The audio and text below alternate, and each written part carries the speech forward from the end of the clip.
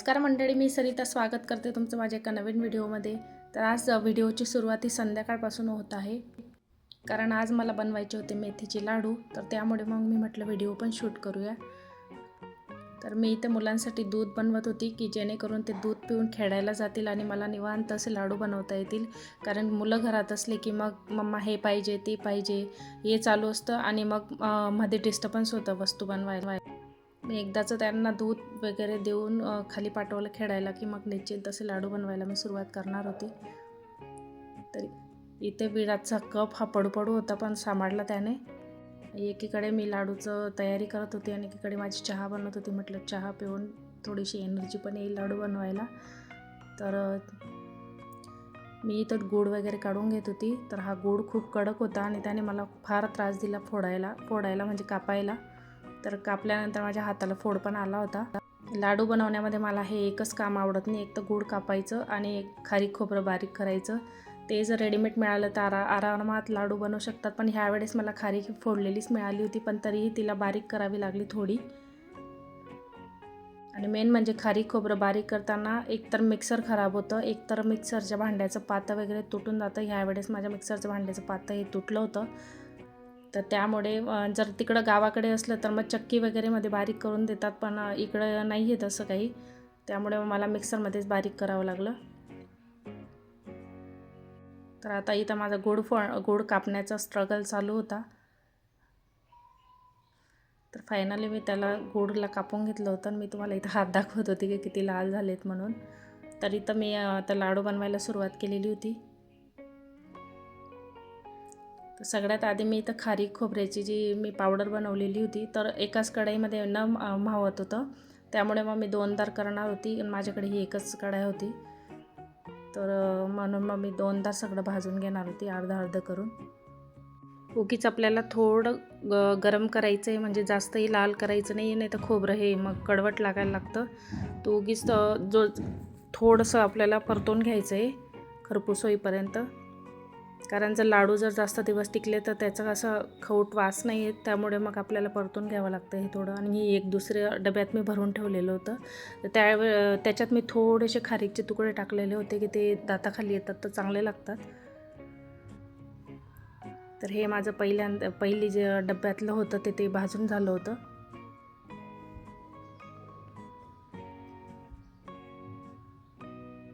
तर इथे कॉटरमध्ये जास्त भांडे नाही आहेत, त्यामुळे मग थोडा प्रॉब्लेम येतो।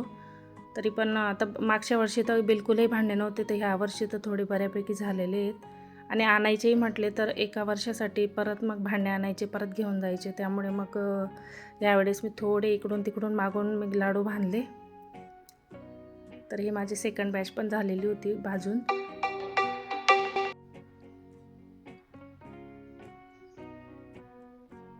त्यानंतर मी इथे ड्रायफ्रूटची पावडर पण थोडी परतून घेणार होती।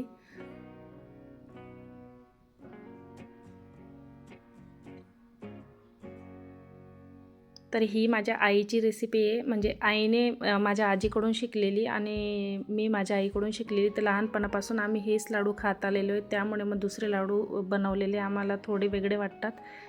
कारण लहानपणापासून मग हेच, आणि हे लाडू आम्ही शेंगदाण्याच्या तेलामध्ये बनवतो। खानदेशकडे सहसा शेंगदाण्याच्या तेलातच लाडू बनवतात, कारण की तुपात जर बनवले तर ह्या दिवसात तूप हे थिजतं किंवा घट्ट होतं, त्यामुळे मग ते लाडू एवढे चांगले नाही लागत।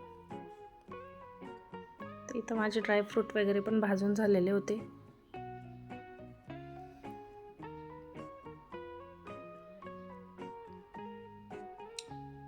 नंतर मी इथं गव्हाचं पीठ घेतलेलं होतं 4 ग्लास।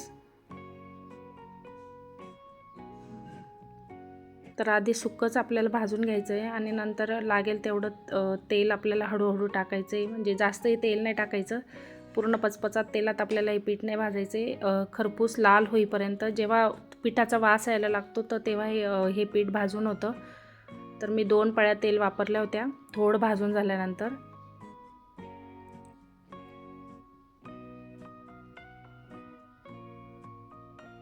तरी कढई मला खूप छोटी पडत होती। तर हे असं कलर बदलेपर्यंत पीठ आपल्याला भाजायचं आहे। त्यानंतर मग मी हे पीठही त्याच मिश्रणमध्ये काढून घेतलेलं होतं आणि नंतर मेथीचं पीठ होतं माझ्याकडे. मी हे विकतच रेडीमेड पीठ आणलेलं होतं. आता लग्नाला गेलो होतो गावाला, तिकडूनच. इकडे तर मिळत नाही, म्हणून मग मी तिकडूनच घेऊन आली होती. जर तुम्ही दळण्याच्या आधी मेथी भाजत असाल तर चांगलंच आहे, कारण पीठ भाजायला थोडं हे होतं, त्यामुळे मग दळण्याच्या आधी मेथी भाजून घ्या. पण माझ्याकडे डायरेक्ट रेडीमेड पीठ होतं, मग मी पीठ भाजत होती. त्यानंतर मी उगीचच थोडंसं त्याला परतवलं होतं, जास्त नव्हतं भाजलं. नंतर ते पीठ मी वेगळं काढलं होतं, कारण की मला याच्यातलं मिश्रण थोडं मुलांसाठी काढून घ्यायचं होतं, त्यामुळे मी ते पीठ तिच्यात मिश्रणमध्ये नाही ॲड केलं. नंतर मग मी इथं तेल टाकलं आणि तेलात मी डिंक तळून घेत होती. तर डिंक आपल्याला बारीक गॅसवर तळायचा आहे, कारण की तो मधून कच्चा नको राहायला.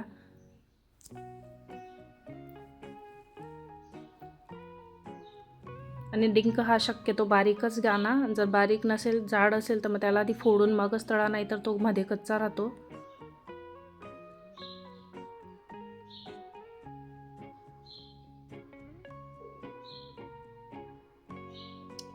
तर माझा डिंकही तळून झालेला होता, तर मी तर आता पातेलं ठेवलं होतं आणि हे मी शेंगदाण्याचं तेल इथं टाकत होती.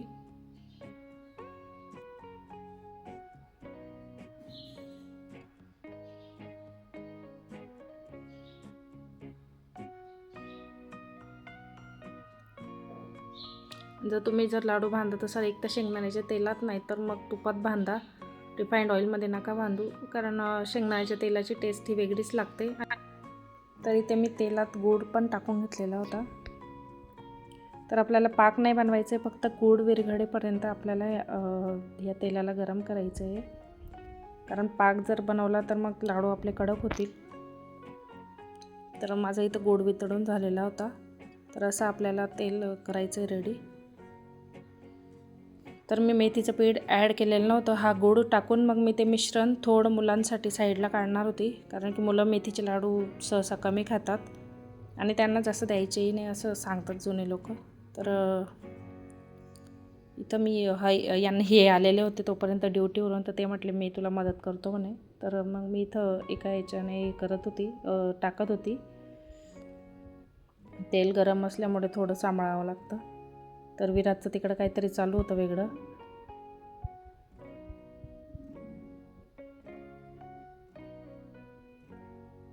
तर थोडं थोडं आपल्याला टाकायचं आहे, एकचदा सगळं नका टाकू, नाही तर मग कधी कधी तेल जास्तही होऊन जातं. तर मी ते थोडं अर्धं उरवून ठेवलेलं होतं आणि आधी मिक्स करून घेत होती.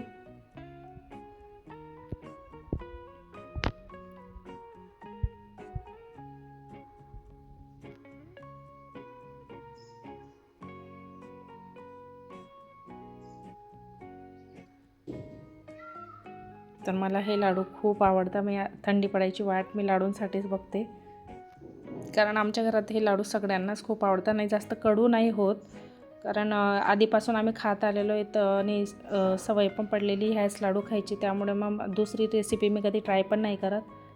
आणि मी थोडंसं जायफळ टाकलं होतं त्यामध्ये, आणि वेलची पावडर पण टाकली होती.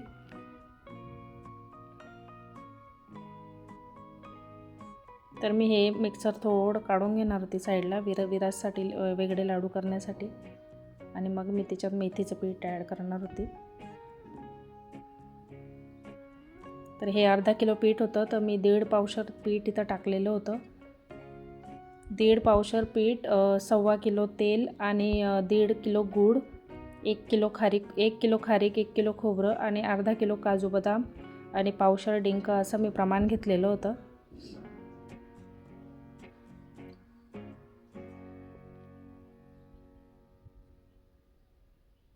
ते हे विलायची पूड टाकत होते.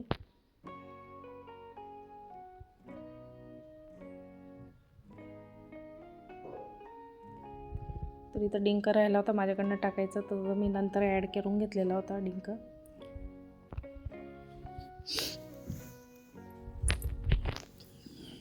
तर इथं मिक्सचर हे रेडी होतं. तर आधी विराचे लाडू मी करून घेणार होते, कारण की जे मेथीच्या लाडूंचं जे मिक्सचर होतं त्यात मेथीचं पीठ हे वरून ॲड केलेलं होतं, तेही त्यात थोडं मुरेल, म्हणून मग मी आधी हे लाडू करून घेत होती. तर आपण कुठलंही काम करायला घेतलं आणि त्यात मुलं हातभार लावणार नाही असं तर कधी होणार नाही. तर त्यांची मदत पाहिजे म्हणून ते तिथं फक्त बसलेले होते आणि एक एक लाडूला चेक करत होते. तर ते आधी मला म्हणत होते, मम्मा तुम्ही थोडेसेच लाडू आमच्यासाठी काढले, पण त्याचे पप्पा म्हणत होते, अरे बाबा संपले का, आपण अजून बनवू, पण एवढे तुम्ही खा. त्यांना खूप लाडू आवडतात, म्हणजे ते कुठलेही लाडू ते खाऊ शकतात. ते विराज तर मेथीचे लाडू पण खातो, पण मी त्याला जास्त देत नाही. तरी ते हेही आले होते लाडू बनवायला. त्यांनी याच्या आधी कधी बनवले नव्हते, तर ते वेगळ्याच पद्धतीने लाडू बनवत होते. त्यांना म्हटलं मिठाईने बनवायची अशी चपटी करून करून. ते मला हसू येत होतं खूप. तर नंतर मग त्यांनी 2-3 लाडू ट्राय केल्यानंतर मग त्यांना लाडू जमले.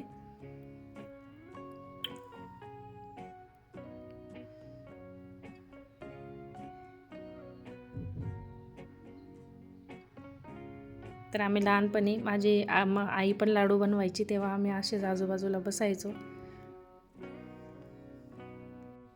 तर एकटं लाडू करायला बोर पण होतं आणि सगळेजण असले का मग लाडूही पटापट होतात, गप्पा मारत मारत, आणि मजाही येते. फॅमिली टाईम थोडा स्पेंड होऊन जातो.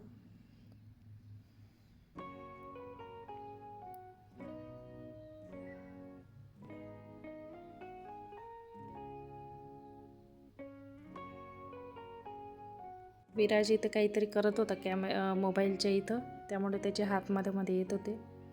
ते इथे फायनली सगळे लाडू बनवून झाले होते.